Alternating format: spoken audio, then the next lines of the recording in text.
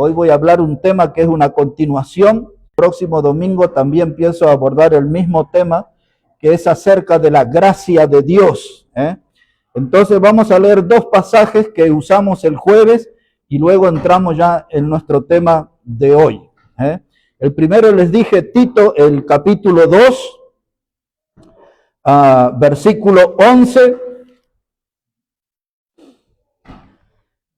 Tito, el capítulo 2 y versículo 11. Y así dice la palabra.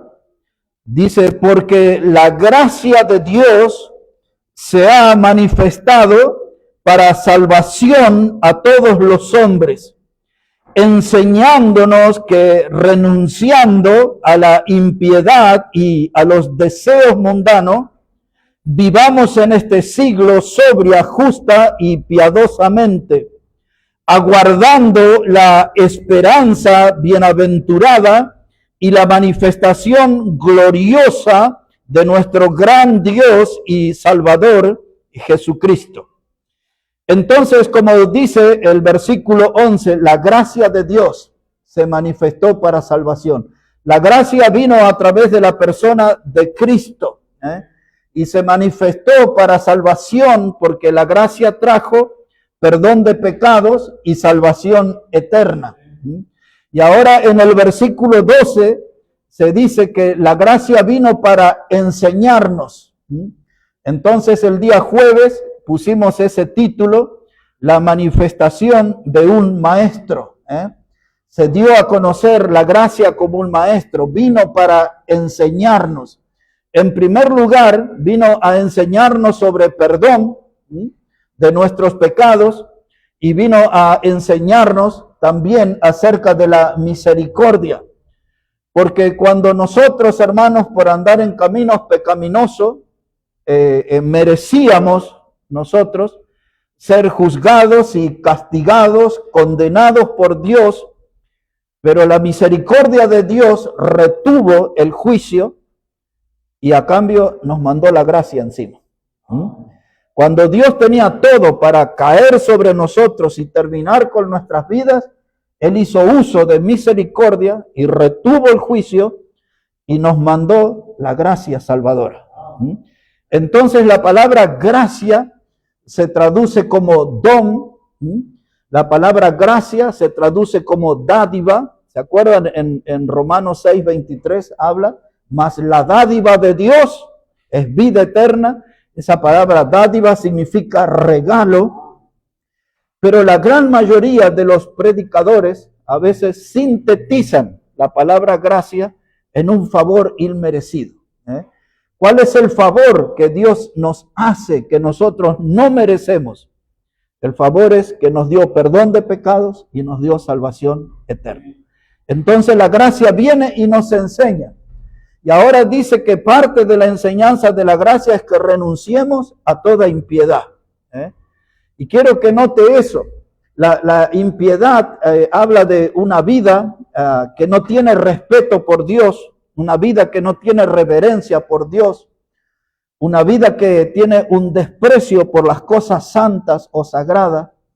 Es la vida que llevan los pecadores, que rechazan la salvación y rechazan al Señor, que no quieren saber nada con la Biblia, con la fe, con la iglesia, con los hermanos. Y esa es la impiedad, es la representación del pecado. Y hay muchas mentes, creo que lo dije el jueves, si no lo digo ahora, hay muchas mentes que están intoxicadas de pecado, envenenadas de pecado. Y entonces la gracia nos enseña que nosotros tenemos que tener una mente diferente. Dice, renuncien a la impiedad. No tengan una mente así, no tengan un basural en su mente, tengan la mente de Cristo, tengan una vida pura. Y la gracia viene a enseñarnos eso es lo que nos conviene, eso es lo que nos beneficia, que tengamos una mente totalmente diferente a la de los impíos. Y la segunda cosa que nos enseña la gracia en este pasaje es que debemos renunciar a los deseos mundanos. Porque todos nosotros al habitar en un cuerpo pecaminoso tenemos deseos mundanos. Muchas veces sentimos deseos y atracción por cosas de nuestra vieja vida. Cada uno de acuerdo a sus experiencias, cada uno a sus antiguas actividades pecaminosas, A veces sentimos atracción de esas cosas. Un ejemplo, algunos tienen deseos de volver al mostrador a tomar alcohol, ¿no? Otros tienen deseos de volver a los carnavales, a esas cosas de antes. Entonces la gracia viene y nos enseña, tiene que renunciar a ese deseo. Ahora quiero que note eso, que no es algo que se puede imponer. Por ejemplo, hay algunas iglesias que a veces dicen, bueno, la vestimenta de nuestra iglesia para los caballeros es así, para las damas es así, y le imponen. Y hay iglesias que no permiten que las mujeres se corten el cabello, no sé si sabían eso. Y hasta tienen sus cabellos en los tobillos ahí, ¿no? Y no le dejan maquillarse en algunas iglesias, ¿no? Dice, no se puede usar lápiz labial o todas esas cosas. Y para los hombres también hay algunas cosas. A veces no pueden usar bigote los hombres en algunas iglesias.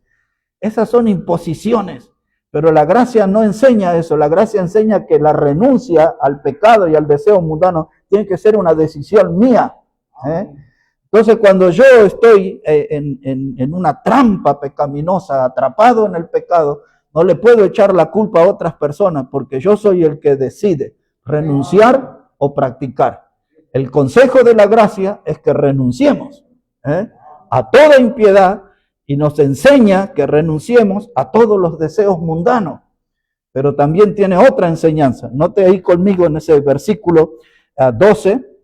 Dice, enseñándonos, la gracia es quien enseña, que renunciando a la impiedad y a los deseos mundanos, y ahora viene la otra enseñanza, dice que vivamos en este siglo sobria, justa y piadosamente.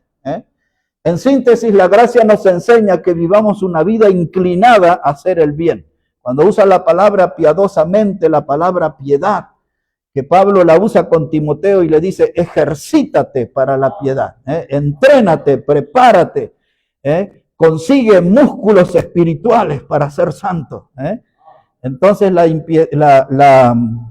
piedad es tener una vida inclinada al bien, una vida inclinada a la santidad. Y eso nos enseña la gracia. Y ahora la última enseñanza que nos da en este pasaje, en el versículo 13, ella nos enseña que debemos aguardar la esperanza bienaventurada y la manifestación gloriosa de nuestro gran Dios y Salvador Jesucristo. Y note cómo lo presenta Jesús como Dios, porque Jesús es Dios. Y no es un Dios cualquiera, dice nuestro gran Dios y Salvador Jesucristo. Entonces la gracia nos enseña, hermano, que debemos esperar la manifestación gloriosa. Habla de en el idioma griego es en la palabra epifanía, que tiene que ver con una luz, un resplandor de gloria que terminará con el dominio de las tinieblas. Cuando Cristo venga, ya las tinieblas no van a tener ninguna influencia, nos vamos con Él y participaremos de su gloria eterna. Estas son las primeras cosas que enseña la gracia de Dios. Por eso es la manifestación de un maestro, nos enseña. Y ahora en Romanos capítulo 3, verso 24, ese es el otro texto que usé el jueves, y después vamos ya a la lección de hoy. Romanos el capítulo 3 y versículo 24, dice ahí, hermanos, la palabra de Dios, Romanos el capítulo 3 y versículo 24, dice, siendo justificados gratuitamente por su gracia, ahí aparece nuestra palabra, gratuitamente por su gracia, mediante la redención que es en Cristo Jesús. Entonces este pasaje, la gracia nos va a enseñar tres cosas en este pasaje. Que nosotros somos justificados gratuitamente, Es decir, que cuando hablamos de salvación no hay ningún mérito en nosotros. No hay nada que nosotros podamos hacer para alcanzar salvación. Somos justificados gratuitamente. Y todos recordamos el pasaje de Efesios 2:8 que dice, porque por gracia sois salvos. Y después, ¿cómo sigue? ¿Recuerdan? Y esto no es de vosotros, pues es un don de Dios, no por obras, para que nadie se gloríe. De modo que la salvación eterna, hermano, no depende de ningún mérito nuestro. somos justificados gratuitamente. Y luego utiliza la palabra, la otra enseñanza que da la gracia es que esto es mediante la redención. La palabra redención, redimidos, rescate, es eso lo que significa, que nosotros fuimos rescatados. La gracia nos enseña eso. No es que yo me salvé, ¿no? Sino que fui rescatado. Y entonces, ahí es lo que estaba hablando recién el hermano Omar, que Pablo usa 3 palabras aquí para hablar de la redención. Era la palabra agorazo, que significa que Cristo entró en el mercado del pecado y nos compró. Allí donde estábamos en las garras del diablo, donde estábamos nosotros en ese reino de tiniebla, donde estábamos en ese camino ancho de perdición, en ese mercado de pecado, Cristo entró y nos compró. Y luego la segunda palabra que Pablo usa aquí en redención es la palabra exagorazo, que significa que nos compró, nos sacó del mercado para que nunca más volvamos a él. Y no hay posibilidad de volver, porque cuando nos salvó eternamente. Entonces no podemos nosotros volver a ese mercado de pecado. Puedo apartarme del Señor, puedo quizás volver a una vida pecaminosa, pero la salvación que la gracia consiguió fue eterna. Entonces no voy a volver más a ese mercado porque ya soy miembro de la familia de Dios, heredero de la vida eterna. Y ahora la tercera enseñanza que nos da en el pasaje, que es en Cristo Jesús. Dice, fuimos justificados gratuitamente. Dice, tenemos redención. Y la tercera enseñanza que nos da es en Cristo. Por eso dice la Biblia en Hechos 4:12 que no hay ningún otro nombre bajo los cielos dado a los hombres en que podamos ser salvos, solamente en Cristo. Pablo le escribe a Timoteo y le dice que hay un solo Dios y un solo mediador entre Dios y los hombres. ¿Quién es? Jesucristo hombre. Entonces aquí están las 3 enseñanzas, que fuimos justificados gratuitamente mediante la redención. Y ya sabemos por Pedro que nos compró no con oro ni plata, que son cosas corruptibles, sino con su sangre preciosa. Efesios 1:7 dice en quien tenemos redención por su sangre. Colosenses 1:14 dice lo mismo, en quien tenemos redención por su sangre. Y ahí la gracia viene a afirmar esas verdades. Fuimos redimidos, fuimos rescatados, fuimos comprados a precio de sangre en la persona de Cristo, ya somos de Él. Eso es parte de lo que hablamos el jueves. Y ahora que ya somos salvos, hermano, ya somos salvos. Entonces ahora Dios nos pide una cosa a nosotros. Y ese va a ser nuestro mensaje de hoy. Dios dice, esfuérzate en la gracia. Ya primero nos salvó por gracia. Y ahora Dios viene y nos pide, esfuérzate en la gracia. Así que vamos ahora a 2 de Timoteo, capítulo 2. La segunda carta de Pablo a Timoteo, capítulo 2 y el versículo 1. Segunda carta de Pablo a Timoteo, capítulo 2 y el versículo 1. Mire cómo dice la palabra. Tú pues, hijo mío, esfuérzate en la gracia que es en Cristo Jesús. Vamos otra vez. Tú pues, hijo mío, esfuérzate en la gracia que es en Cristo Jesús. Ahora, la gracia, hermanos, nos llama a depender de fuerza del cielo, o si usted prefiere, de poder de lo alto. Como requiere de un esfuerzo de nuestra parte, pero necesitamos de ayuda del cielo, porque el camino que empezamos a recorrer en la fe está lleno de obstáculos, está lleno de problemas, está lleno de enemigos.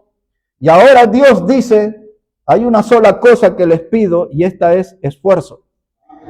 Y si ustedes y yo nos esforzamos en la obra de Dios, eso es una respuesta al amor de Dios. Dios nos amó, Dios nos salvó y ahora yo agradecido a ese amor me esfuerzo. Entonces Dios nos pide eso, esfuérzate en la gracia que es en Cristo Jesús. Y entonces tenemos que preguntarnos nosotros, ¿nos estamos esforzando en la obra de Dios? Porque la salvación fue grandiosa. La gracia se manifestó para salvación. Ya tuvimos conocimiento que costó el precio de la sangre de Cristo. Y ahora yo me estoy esforzando en la gracia. Estoy poniendo toda mi fuerza, mi energía en la gracia. Esa palabra esfuerzo. Ya también recordamos que Dios le pidió a Josué, esfuérzate y sé valiente, ¿se acuerdan? Y después le dice, esfuérzate y sé muy valiente. Es que la gracia requiere de ese esfuerzo. No solo de ser valiente, sino de ser muy valiente. Ahora, yo para esforzarme tengo que entrenarme. Esa es la palabra disciplina. La Biblia cuando habla de disciplina, esa palabra significa entrenamiento, significa gimnasia. Entonces, si yo me voy a esforzar en la vida espiritual, voy a tener que entrenarme. Necesito tener una musculatura espiritual, porque tenemos un enemigo peligroso como es el diablo y todos los secuaces que él tiene. Entonces necesito entrenarme en mi vida espiritual. Por eso insistimos, hermanos, hay que leer la Biblia, insistimos en que hay que orar, insistimos en que hay que venir a la casa de Dios, insistimos que hay que tener comunión con los hermanos, insistimos que hay que dar testimonios de nuestra fe en Cristo a otros. Esos son parte de los ejercicios que van a formar una musculatura espiritual para poder combatir con el enemigo. Para los que toman nota, para que recuerden de 1 de Corintios 15 y versículo 58, cuando Pablo le dice que tenían que ser constantes, firmes y creciendo. 3 cosas le dijo Pablo a ellos. Que tenían que ser constantes, firmes y estar creciendo. Y eso es lo que necesitamos nosotros aquí en Maranata. Ser constantes, estar firmes en la fe y estar creciendo en el conocimiento de la persona de nuestro Salvador Jesucristo. Firmes, constantes, creciendo, hermanos. Y entonces ahora la gracia nos va a enseñar en esta tarde también a través de unos ejemplos aquí. En 2 de Timoteo 2, versículo 3. Ahí está el primer ejemplo de entrenamiento. El primer ejemplo que debemos nosotros aprender a esforzarnos. Mire, dice, tú pues sufre penalidades como buen soldado de Jesucristo. Ninguno que milita se enreda en los negocios de la vida a fin de agradar a aquel que lo tomó por soldado. Ahora, muchas veces hemos oído predicación sobre este pasaje, pero nunca lo escuchamos en su contexto, que es la gracia que está enseñando. Y la gracia dice, yo les voy a dar esta enseñanza, mírenlo al soldado y su conducta y aprendan esa lección. En primer lugar, este soldado es una persona en un servicio activo. No es una persona que está en una huelga, no es una persona que está haciendo un bloqueo, no es una persona que está de vacaciones, es una persona que está en el campo de batalla. Y la gracia, cuando nos exige ese esfuerzo, quiere que nosotros estemos en la obra del Señor peleando la buena batalla. Para eso dice, trabajemos en la obra, peleemos la buena batalla de la fe. Eso es lo que nos enseña la gracia.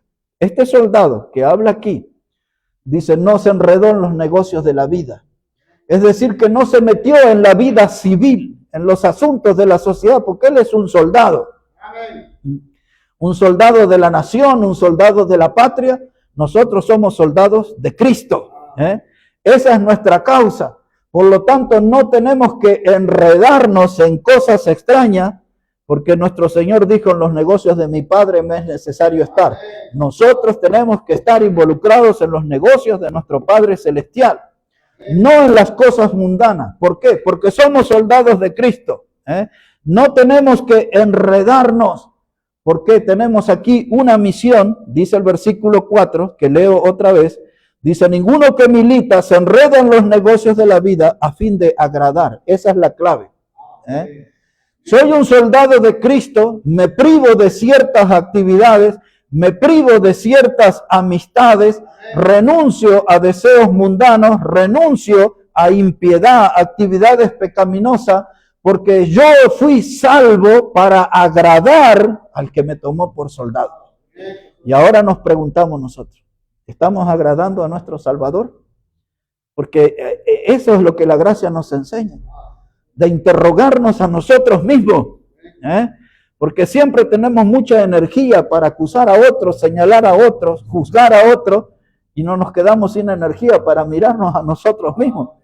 Y hoy la gracia quiere enseñarnos que es importante que nos miremos a nosotros mismos y que yo, no públicamente, sino interiormente, me responda, ¿estoy agradando al que me tomó por soldado? ¿Qué clase de soldado estoy siendo? ¿Estoy en el servicio activo? ¿Estoy en la batalla? Hay soldados, hermanos, que combaten en el desierto, en medio de tormentas, de arenas y cosas así.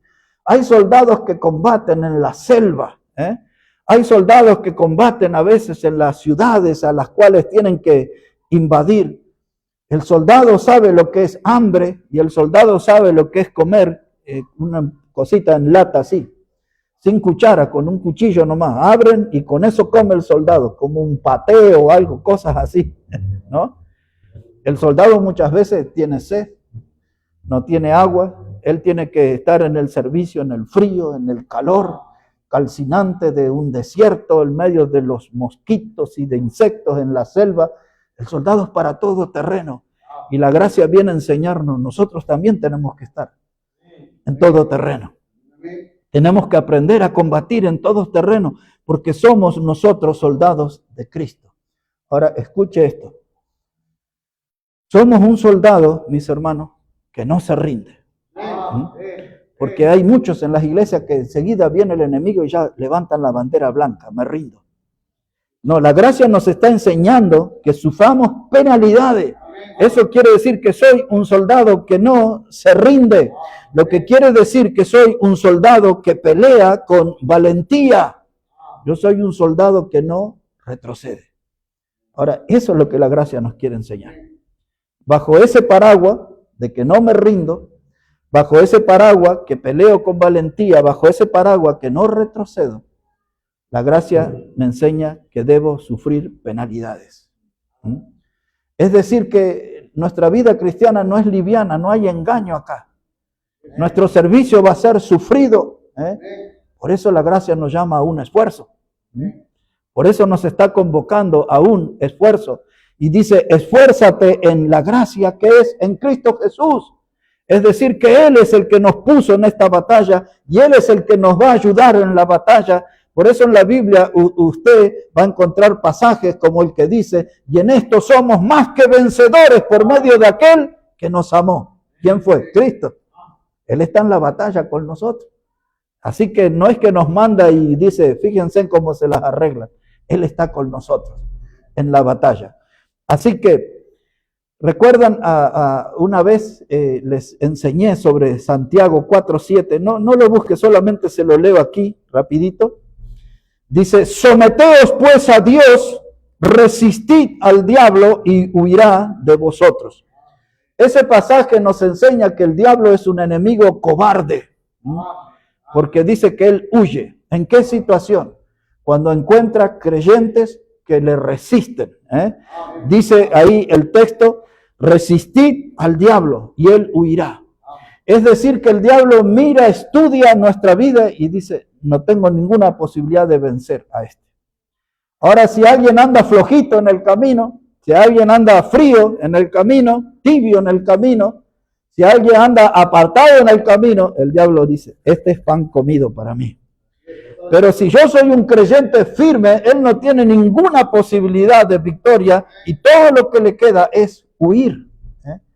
La palabra resistir aquí, ya lo expliqué alguna vez, detrás está la idea de un soldado que cava una trinchera, un pozo, hace ahí, y ahí lo espera el enemigo y dice, y de aquí no me muevo por nada. Eso es la idea de resistir. Preparé mi trinchera, mi puesto de batalla, y de acá no me muevo. Desde acá lo voy a resistir. Note que no dice que lo tiene que correr al diablo, no lo tiene que pisar, ni todas esas cosas que se escuchan en las iglesias. La Biblia dice, resístalo. Eso sí dice la Biblia.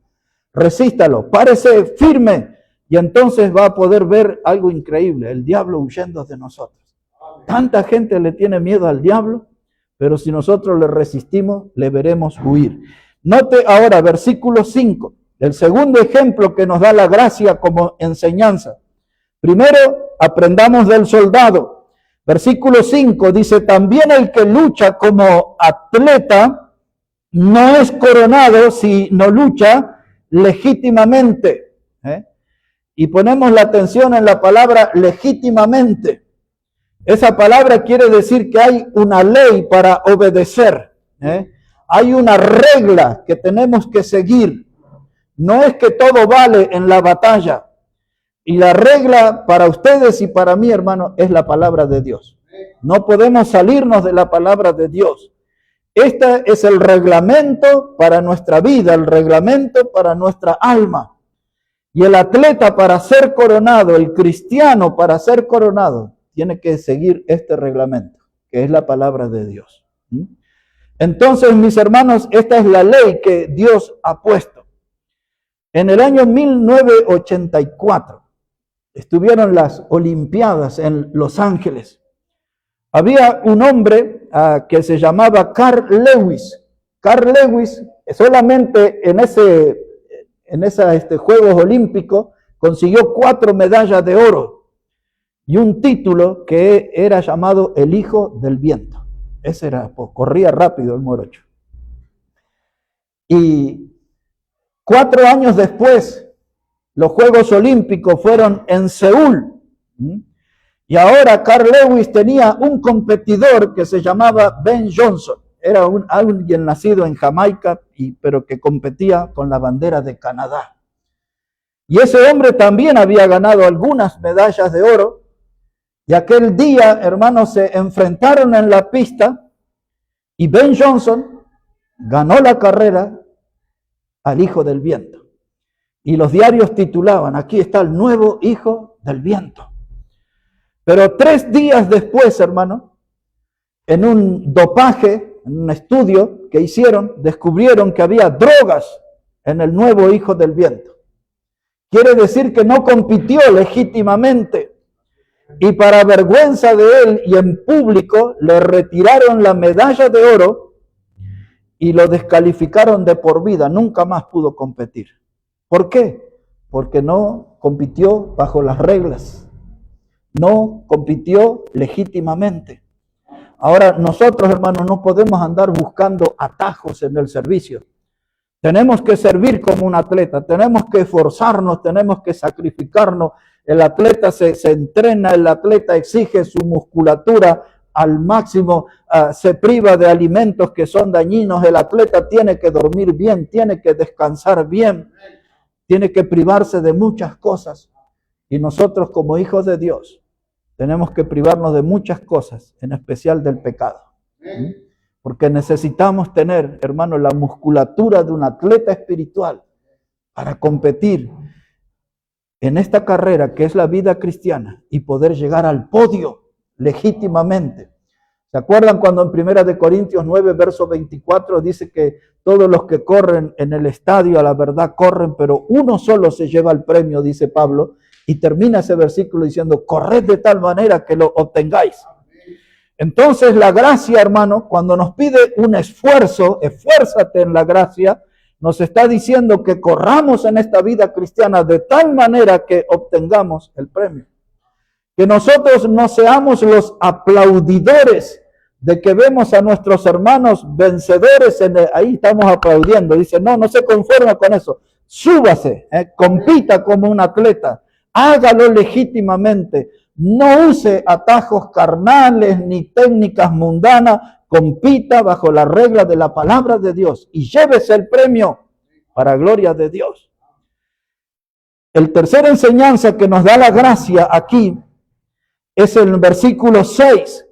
Dice, y el labrador para participar de los frutos debe trabajar primero. El labrador, la gracia nos enseña que el labrador es un duro oficio, hermanos. Ese es el soldado, es sacrificado, el atleta también, pero ser un labrador, esto es un duro oficio que requiere de grandes sacrificios. El labrador por lo general se levanta antes que el sol aparezca y va al descanso ya cuando la noche cayó. El labrador tiene jornadas enteras de trabajo, sabe lo que es sufrir un invierno en el surco, sabe lo que es sufrir el sol que quema la tierra, y él está ahí en el surco, sabe lo que es tener sus riñones rotos porque vive ahí inclinado sembrando semillas y vive inclinado cosechando los frutos tiempo después. Tiene su columna destruida, sus riñones destruidos, hermano. Nadie lo felicita, nadie lo aplaude. Él trabaja generalmente en soledad, ¿no? Y entonces dice, mírenlo al labrador. Y la gracia dice, esa clase de esfuerzo Dios está esperando de sus hijos. Amén. Como el labrador se esfuerza, nosotros los hijos de Dios también, hermano. Y entonces la gracia quiere que aprendamos algo, que el labrador no consigue fruto inmediato. Si él sembró zapallito, va a tener que esperar por lo menos 3 meses. Si sembró yuca, va a tener que esperar de 6 a 9 meses. Si plantó naranja, va a tener que esperar casi 1 año. Entonces los frutos no se consiguen inmediato. Y nosotros tenemos que tener paciencia. Solamente para que después ustedes o los que toman nota, tienen que leer Santiago 5 y versículos 7 y 8, donde habla acerca del labrador. Dice que tenemos que tener la paciencia que tiene el labrador, y después relaciona ese tema Santiago, dice, porque la venida del Señor está cerca. Y dice que tenemos que fortalecer nuestros corazones, porque nuestro corazón es el punto débil. Cuando la Biblia habla del corazón, generalmente se refiere a lo que es el asiento de las emociones. Acá están todas nuestras emociones.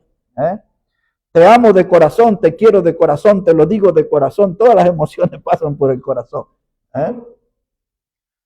Ahora no hay que creer todo lo que dice el corazón, ¿no?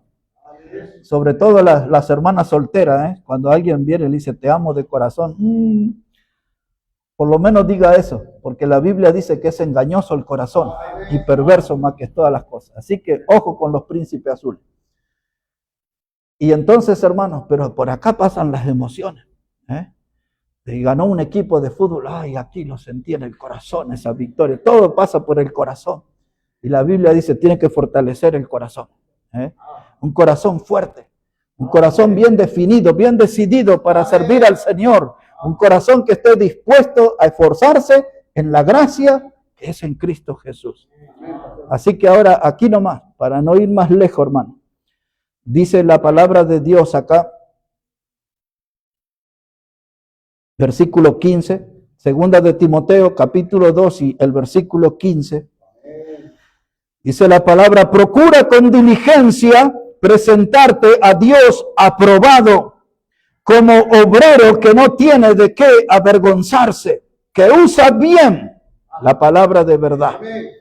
Entonces usted vino hoy aquí, dice, ay, vine aquí a una reunión, me agarra medio flojo porque dice que tengo que procurar con diligencia. Estoy escuchando de la gracia, y la gracia me llama al esfuerzo. Y esa palabra diligencia habla de algo que no puede esperar. Es algo que no se puede postergar. Es algo que no puedo dejar para mañana. Y esa palabra aquí, diligencia, nos choca a nosotros porque nosotros somos de la cultura de que el lunes empiezo la dieta. El lunes agarro los libros y vuelvo a la facultad. El lunes, este lunes salgo a buscar trabajo.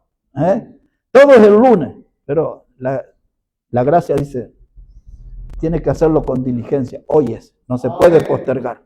No se puede dejar para mañana. ¿Qué cosa? Esforzarse. La gracia nos está llamando hoy y nos está enseñando que debemos esforzarnos en la gracia que es en Cristo Jesús. Y ahora ya nos enseñó sobre el soldado, nos enseñó sobre el atleta, nos enseñó sobre el labrador y ahora nos enseña sobre un obrero. Hermanos, cuando yo trabajaba en la empresa, iba a la parada del colectivo, del bus, y ahí se veía a la gente que usaban todos unos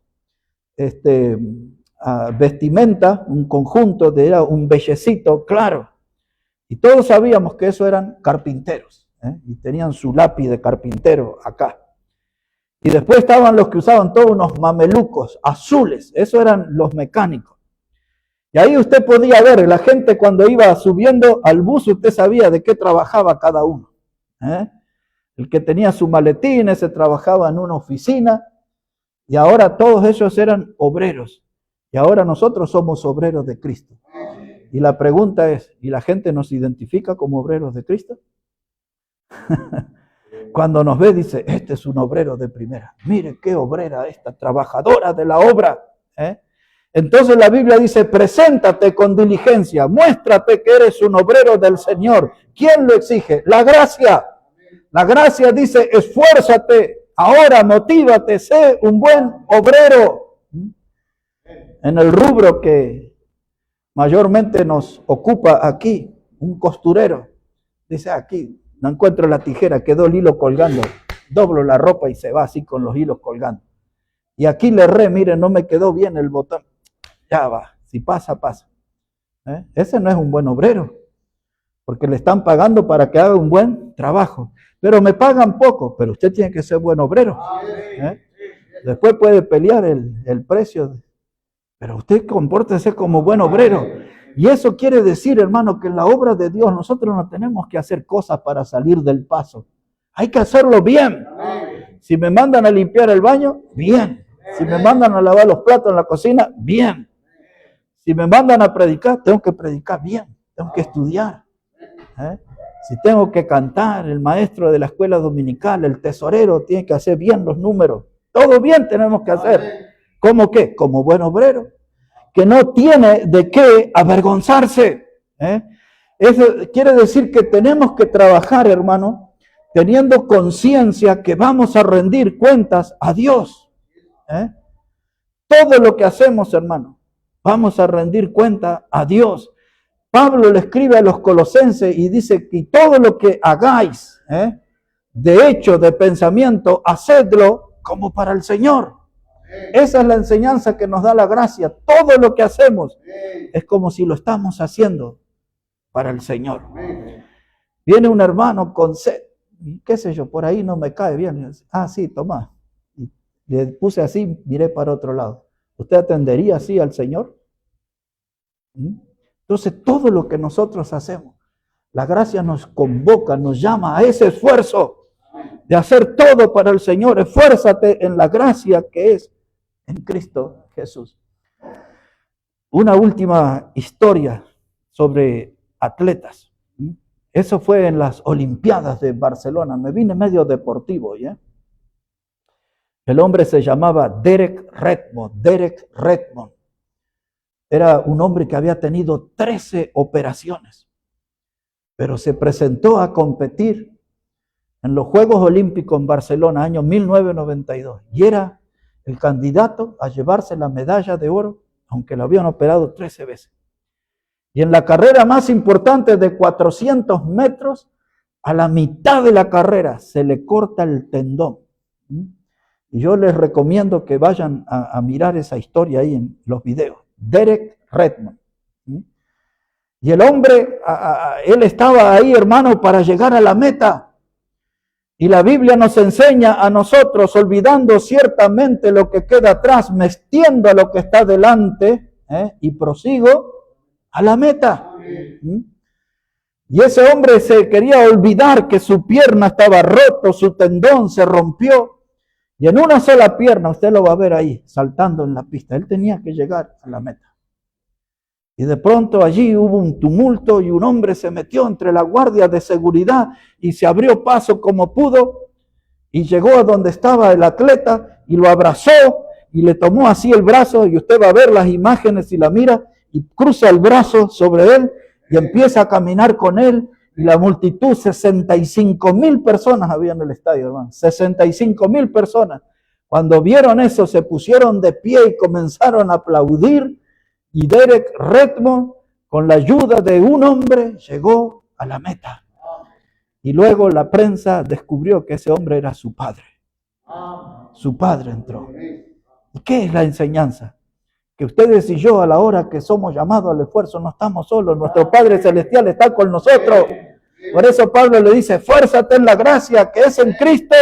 Él está a nuestro lado. Cuando nosotros, hermanos, nos caigamos, Él nos va a levantar. Cuando nosotros estemos malheridos en la competencia, Él nos va a ayudar. Él nos va a esforzar, hermano, a que lleguemos a la meta. Dice la gracia a modo de enseñanza, esfuérzate.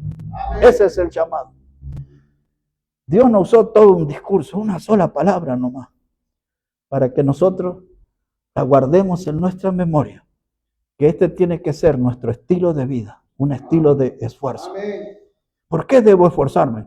Porque Dios, hermano, perdonó mis pecados y Dios me dio una salvación que es eterna, y ante ese hecho tan grandioso, lo único que me pide es que me esfuerce. Es que me esfuerce. ¿No hacen eso los padres con los hijos? A veces tienen 2 trabajos, 3 trabajos, pero estudia, haz tu carrera, estudia. El padre se rompe el lomo, el alma, porque quiere que su hijo llegue a conseguir un título. Dios nos está pidiendo, hermano, un esfuerzo en la gracia, porque Dios nos quiere ver en el podio de los vencedores. No quiere que nosotros seamos cristianos depresivos, aburridos, sin motivación. Dios nos está llamando al esfuerzo.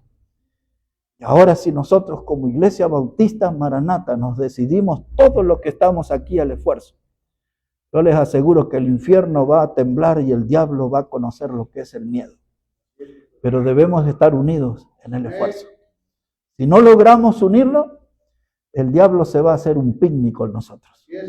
Se va a divertir. Pero yo quiero verlo huir. Yo quiero verlo al diablo huir. Vamos a terminar esta noche con 2 de Corintios capítulo 5 y el versículo 10. 2 de Corintios, el capítulo 5 y el versículo 10.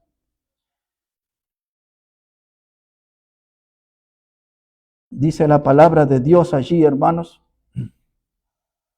2 de Corintios, el capítulo 5 y el versículo 10. Este es un texto para revisar nuestra vida de obrero, de que no tengamos de qué avergonzarnos.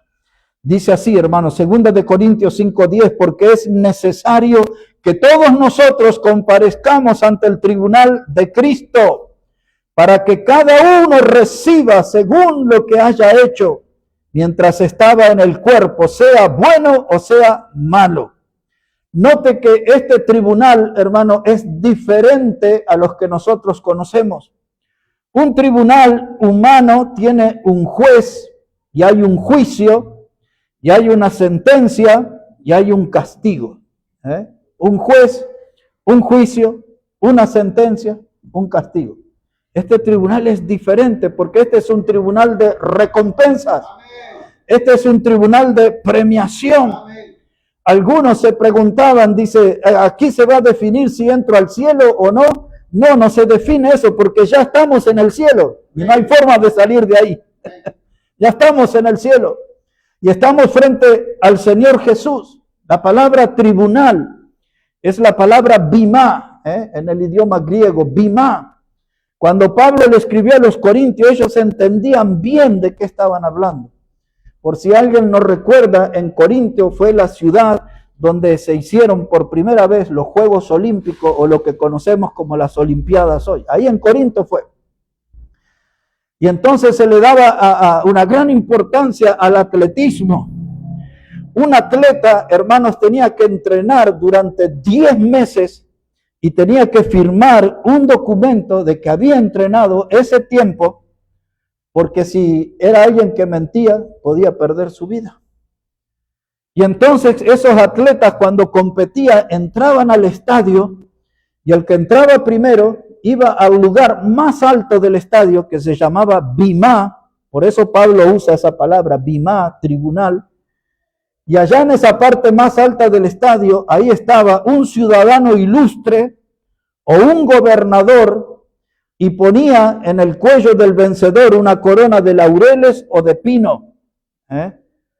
Y luego al vencedor de esas competencias se les hacía un monumento y se ponía el nombre del vencedor y el nombre de toda su familia. ¿Quién era? Su padre, su madre, sus hermanos, todo así. Y aquello era el orgullo de la familia.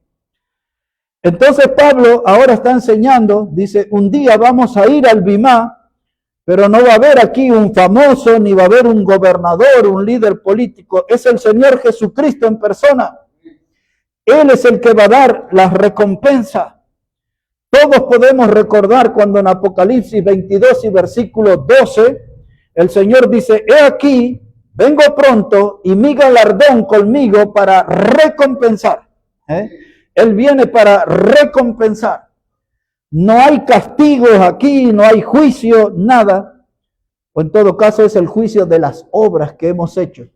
Porque dice que lo que quedará en evidencia es lo que hicimos mientras estábamos en el cuerpo, sea bueno o sea malo. Y ahora Pablo usa en este versículo 10 una palabra importante. Dice, todos compareceremos. Y esa palabra comparecer tiene la idea de estar al descubierto, al desnudo. Es decir, que no vamos a poder ocultar nada de lo que fue nuestra vida de servicio. Todo estará a la vista de todo. Comparecer al descubierto, al desnudo. No podemos disfrazar obras malas de buenas. Todas serán vistas tal cual fue. Dice, sea bueno o sea malo, todo será conocido allí. Y entonces, hermano, conociendo nosotros nuestra actividad como soldado, como atleta, como labrador, como obrero, nos espera el último peldaño, estar frente a nuestro Salvador en el tribunal. Y ahí le miraremos a los ojos, algunos, porque sin duda va a haber gente que va a estar avergonzada porque se le pasó la vida y no hizo nada por su Salvador, o hizo muy poco por su Salvador, y tendrá la mirada en el piso, no podrá sostener la mirada del Salvador. Va a haber gente allí que mirarán sus manos y estarán vacías, van a llegar sin obras o con muy pocas obras de gratitud al Salvador. Y va a haber gente que tendrá su corazón frío, porque nunca tuvo la pasión por servir al Salvador. A la luz de todo lo que estoy diciendo, la gracia viene y nos enseña. Esfuérzate en la gracia que es en Cristo Jesús. Este para mí es el llamado más impactante para nosotros, que somos llamados al esfuerzo. Y ahora, ¿cuál es mi fuente de motivación? Porque trabajo en una fábrica o hago trabajo, las actividades laborales que hacemos, por un dinero que nos permite vivir, sobrevivir, darnos un gusto. Pero este es un servicio distinto. Yo me tengo que esforzar, porque esa es mi respuesta al amor que Dios mostró por mí. ¿Cuál amor?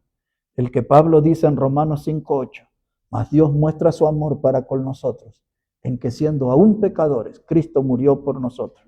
¿Cuál amor? El que habla Juan 3:16.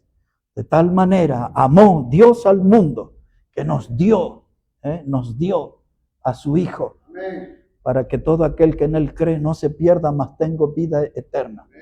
Entonces yo me voy a esforzar para darle una respuesta a esa manifestación de amor tan grande que Dios tuvo conmigo. No puedo quedarme quieto. Tengo que esforzarme. La gracia me llama. Es nuestra oportunidad. Y retumba ahora en nuestra mente. Esfuérzate en la gracia que es en Cristo Jesús. Vamos a orar al Señor, hermano. Padre, te damos las gracias en esta hora por tu palabra. Y gracias por todo lo que tu gracia divina nos enseña como un maestro. Nos da indicaciones, nos muestra la forma y nos presenta los ejemplos que necesitamos seguir a modo de esfuerzo. Un soldado, un atleta, un labrador, un obrero, y nosotros como tus siervos somos llamados a ese esfuerzo. Bendice tu palabra, Señor, y danos esa fuerza de lo alto que necesitamos para seguir adelante en la batalla y poder tener grandes victorias que te den honra y gloria a tu santo nombre. Bendice cada persona aquí en este lugar y necesitamos de tu ayuda, Dios, para mantenernos esforzándonos en la gracia que es en Cristo Jesús. En su nombre oramos. Amén y amén. Amén. El Señor les bendiga grandemente a todos, mis hermanos. Hermano Omar.